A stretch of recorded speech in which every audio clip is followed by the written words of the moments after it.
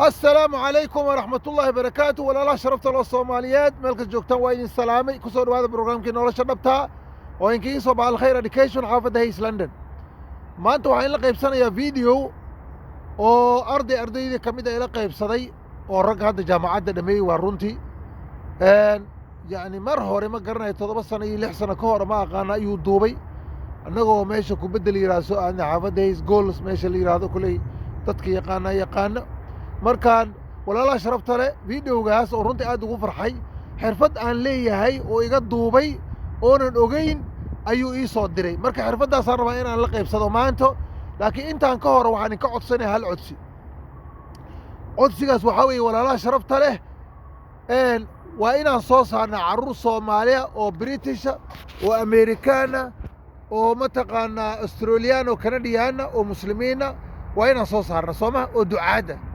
maadaama dalkan qurbaha laga guuri waaye oo la degan laga guureynin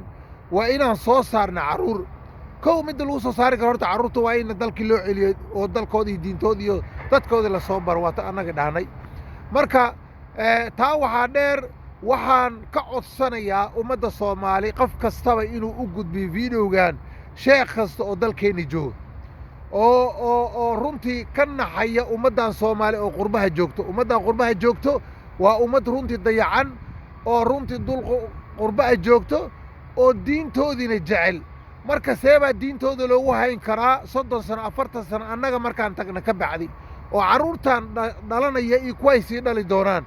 ani waxaan u arkaa walaalaha sharafta leh dadka businessmen-ka ah inay culimadeena sharafta leh ay la hadlaan ama Hargeysa joogayna ama Jigjiga ama Djibouti ama Nairobi ama ha joogayna Xamar yani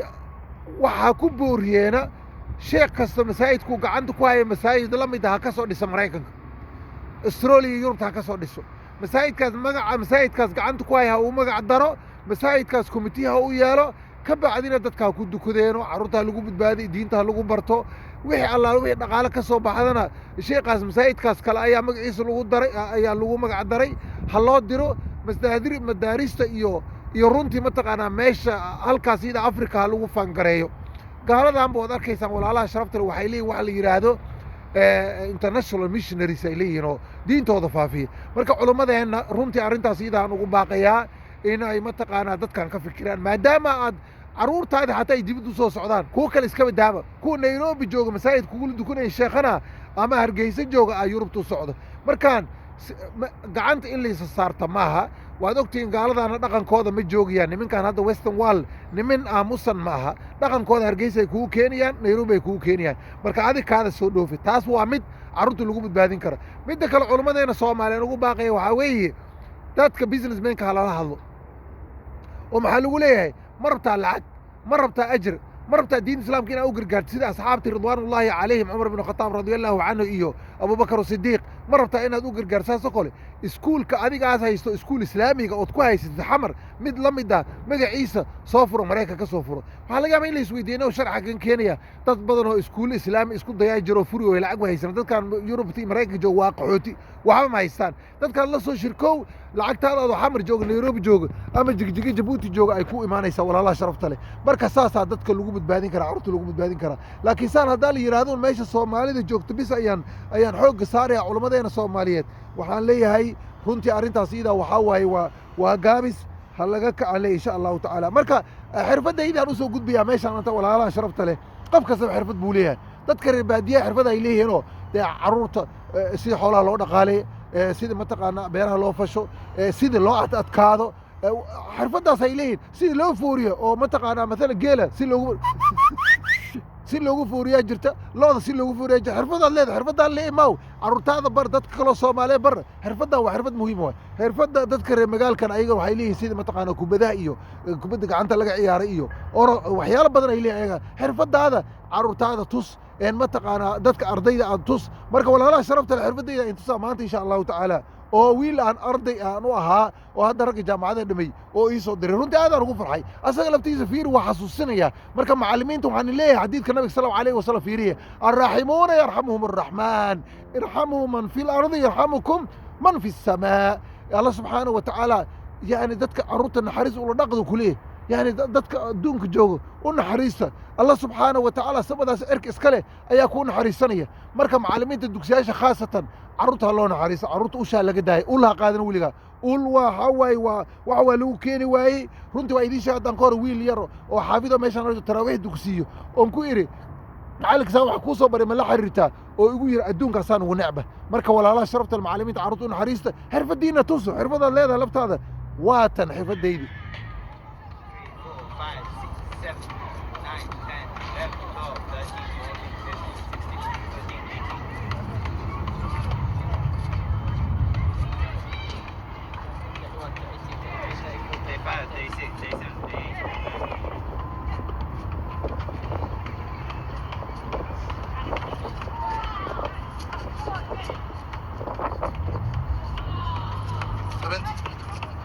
60 ma ku jiraan